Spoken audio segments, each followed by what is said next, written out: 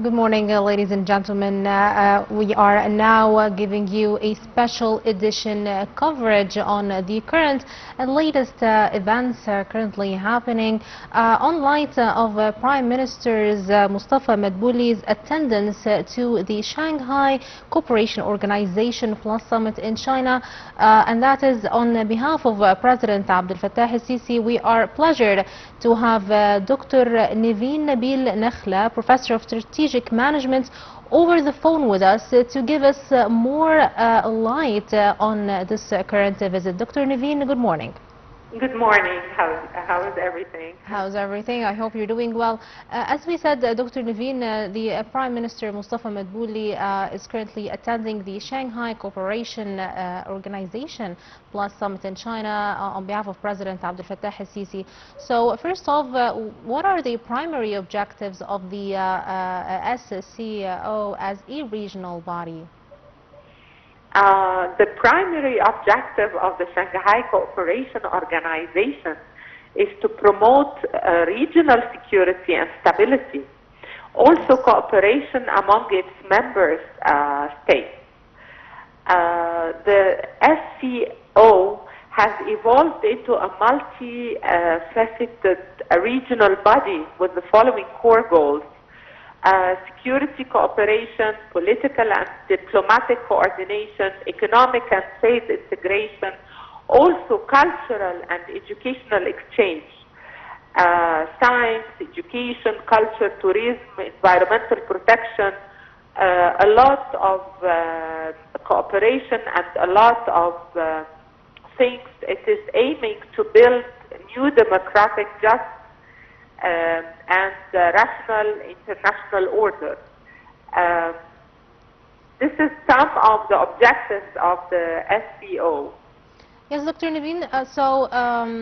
The Shanghai Cooperation Organization, did it have any significant agreements signed between Egypt and the organization and the member nations during the summit? Yes, Egypt's participation through the Prime Minister of Egypt in 2025 SCO summit marked a very significant step in deepening the ties with the organization and its member states.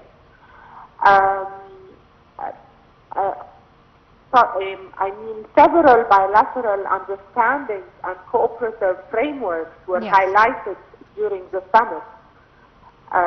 For example, highlighting Egypt's strategic role and the commitment to SCO by the principles of regional stability, development, and multilateral cooperation. We saw that also the Chinese and Egypt and China cooperation was very strengthened under the SCO umbrella, especially in the areas of security, economic modernization, sustainable development initiatives, and also the status as a dialogue partner since 2022 enabled Egypt to participate in the SCO-led initiatives and dialogues, including focused initiatives and dialogues about infrastructure, energy, cultural change. It's a platform for Egypt to position the bridging between Africa and the region. Dr. Nevine, regarding Egypt's broader foreign policy of maintaining a balanced international relations, how do you think the engagement of Egypt with in the Shanghai Cooperation Organization fit into this image or this cooperation? Actually, Egypt's engagement in this SCO fits very well into the broader foreign policy strategy, which emphasizes on regional stability, diversified partnerships, and global South cooperation. and also diversifying strategic alliances. The outreach to the SCO reflects its intent to balance relationships with all countries, and this supports Egypt's goal of becoming a connector between Africa, the Arab world, and China. Also enhancing the regional security, focusing on all the security issues and the dialogue, share best practices, and supporting economic modernization as well. Yes. As Egypt sees the SCO cooperation as a very good attraction for foreign direct investment, especially in the infrastructure, energy, transport, and key pillars in the Vision 2030 development plan. We saw that also it is very important in promoting the bilateral relationship. Yes. And the dialogue both based on very deep relationship, 70 years of deep relationship, also expanding influence in global governance. So we are very proud of this cooperation and this visit of His Excellency, our Prime Minister. Yes, Dr. Nevine, so as you said, Egypt is seeking economic and security benefits by its involvement in this summit. So what exactly are the potential economic benefits, such as investments from China's Belt and Road Initiative or increased trade, might Egypt gain from closer ties to the Shanghai Cooperation Organization? Of course, Egypt stands to gain substantial economic and strategic benefits by these closer ties through the Belt and Road Initiative and broader engagement with the Shanghai Cooperation Organization. For example, if we talk about the increased investment in Egypt in different industrial projects and construction projects and services, and so that 55% of Chinese investment in Egypt is in the industrial projects. Yes. Also, we have over 2,000 Chinese firms operating in Egypt, investing in areas like fiberglass, home appliances, textiles, food processing, animal feed. Millions of dollars are invested. Also, we see the strategic role in the maritime Silk Road. The Egypt-Suez Canal is a very vital node in the maritime Silk Road. This boosts potential regional transport and logistical hubs, and it is attracting a lot of further infrastructure investment. Yes. If we talk about the benefits of expanded trade opportunities, top trade partners with growing volumes of exports and imports, Yes. and access to Chinese market for agricultural and manufactured goods, technology transfer and industrial cooperation, and also a lot of trade terms and trade ties. If we speak about the infrastructure and urban development, Chinese firms are very well involved in the new administrative capital in Egypt and the Suez Canal economic zone. Yes. Two flagship projects of Egypt Vision 2030. These projects, they are not only talking about the bilateral and benefits of the relation, but we're talking about job creation, improved transport connectivity, a lot of other benefits, and as we say, deepening the ties with China and the SCO Yes. are more than symbolic. They are strategic for economic resilience and long-term ties and long-term development together. Dr. Nevine, regarding the Egyptian-Chinese relations, as you know, the Prime Minister Mustafa Madbouli had met with the Chinese President Xi Jinping, and that is in the Tianjin guest house. As of next year, it will be marking 70 years on the relations between China and Egypt. So how do you see these bilateral ties growing, especially in the light, of course, of the Shanghai Cooperation Organization and in the future? And how will that affect Egypt economically wise? We are very proud and congratulations for 70 years of bilateral relations. Deepening ties with China and really on practical tools and really a lot is very happening in strategic alignment as we said, the infrastructure investment to stimulate growth and Egypt leveraging its SCO ties to attract Chinese infrastructure investment, yes, especially in transport, energy, and industrial zones. As we said, the new administrative capital, Suez Canal zone, also a lot in the renewable energy expansion.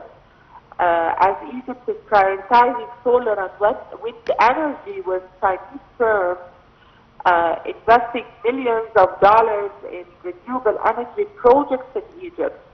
Yes. Of course, this will support Egypt's goal to reach 42% renewable energy in its national mix by 2030.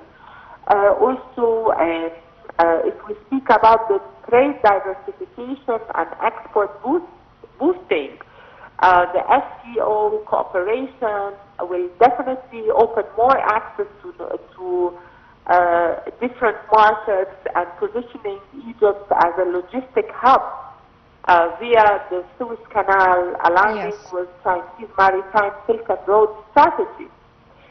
If we talk about the pillar of technology transfer, digital transformation, also Yes. the collaboration with the SCO members on cybersecurity, AI, clean tech, also aligning with Vision 2030 of Egypt. If we talk about the pillar of multilateral leverage and policy flexibility, in essence, Egypt is not joining the community or the really it is very crucial and it is part of the Egypt Vision 2030 target to have this great bilateral relations for more than 700 years, not only 70. Yes, Dr. Nevine, that's true. Actually, President Xi Jinping, the Chinese president, he was keen on emphasizing on how Egypt and China must keep consolidating their efforts to keep their bilateral ties growing and providing mutual support on issues of mutual concern and mutual interest, as well as Prime Minister Mustafa Madbouli conveyed the president's President Abdel Fattah al-Sisi's message to the Chinese president on how he is also keen on making Egypt part of the Shanghai Cooperation Organization and the importance of the Chinese-Egyptian ties. So in light of the current economic situation and the Egyptian efforts to overcome all the economic challenges, how does the current participation of Egypt in the cooperation in the Shanghai Cooperation Organization work in light of the 2030 agenda? We are very proud of the highlights of the visit on the diplomatic significance of the visit, like you mentioned, celebrating 70 years of diplomatic relationship with China. Yes. And also the economic and trade cooperation, and how focusing on a lot of renewable energy, electrical vehicle, industrial localization, and Egypt showcased the readiness to expand Chinese investment in the Suez Canal economic zone. Also, the importance of Africa-China bridge. Yes. And Egypt is positioned as the continental connector, advocating for African interests in China, Belt and Road Initiative. This visit reinforced Egypt's role as a regional hub for Chinese African trade, manufacturing, and logistics.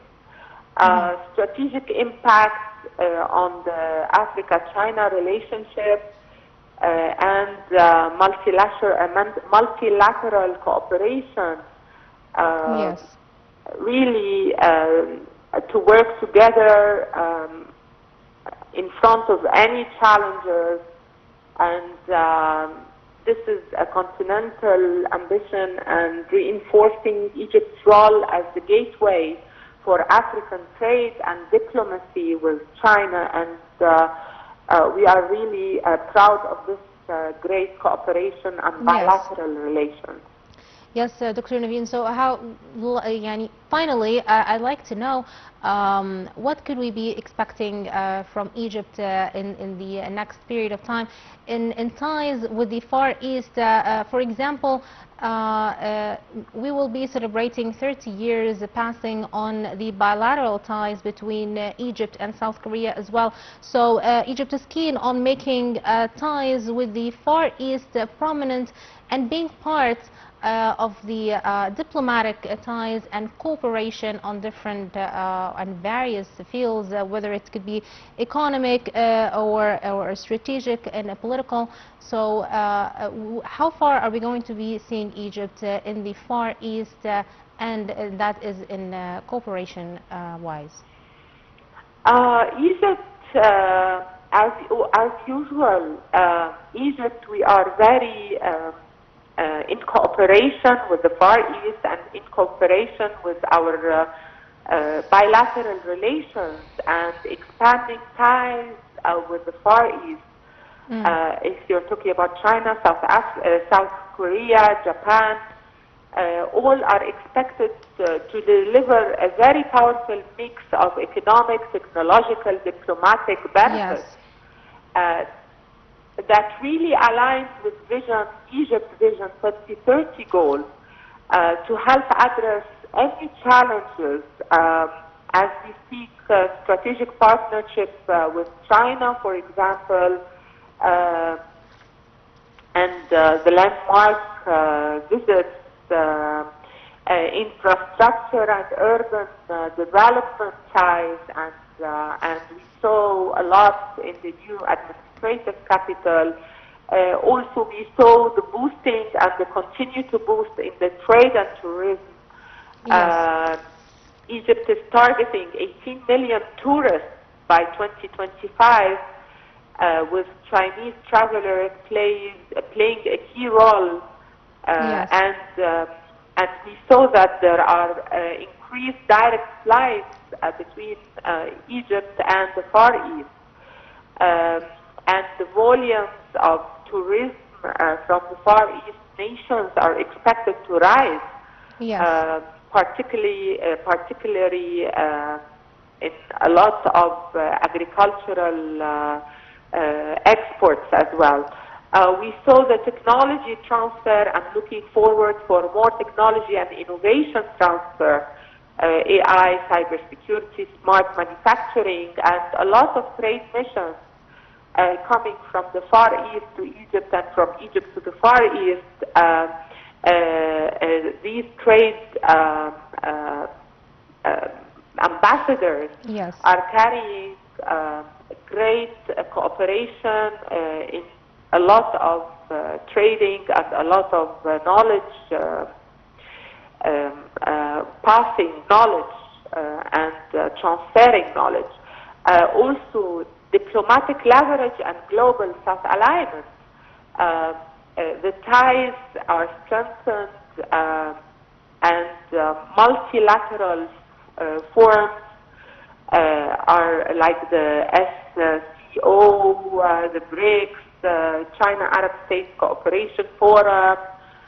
This is giving Egypt global, global Yes. multilateral relations. So Egypt and the Far East strategy is a very wide range. Yeah, it's very prominent. Excuse me? Very prominent. Exactly. And we are looking forward for more before 2030. Yes, Dr. Nevine, I'd like to thank you very much for your enlightenment on the current visit of the Prime Minister to the Shanghai Cooperation Organization. We had all the pleasure to have Dr. Nevine Nabil Nakhla, Professor of Strategic Management, with us over the phone, talking to us about Egypt's participation in the Shanghai Cooperation Organization Plus Summit in China, and the Prime Minister is attending there on behalf of President Abdel Fattah al-Sisi, and we could sum up basically that Egypt is looking forward to deepening its bilateral ties with China in terms of on infrastructure, economic trade, and diplomatic ties, of course. And also, as we know, Egypt is keen on making its ties with the entire Far East quite prominent. As we have mentioned, we are going to be celebrating 70 years next year, 70 years of Chinese-Egyptian ties, and the Chinese president is keen on making the Chinese-Egyptian cooperation even stronger, and President Abdel Fattah al-Sisi conveyed his sincere greetings to the Chinese president through the Prime Minister Mustafa Madbouli. We will also be witnessing a celebration on the 30 years of bilateral ties with South Korea, and we nevertheless could mention the strategic ties that Egypt always had with Japan, and that is on several matters, especially infrastructure. So we could say that Egypt is very keen on making sure that it's very prominent and have very prominent bilateral ties with the most prominent countries in the Far East. This is it for our special edition, ladies and gentlemen. Thank you for watching and have a good night.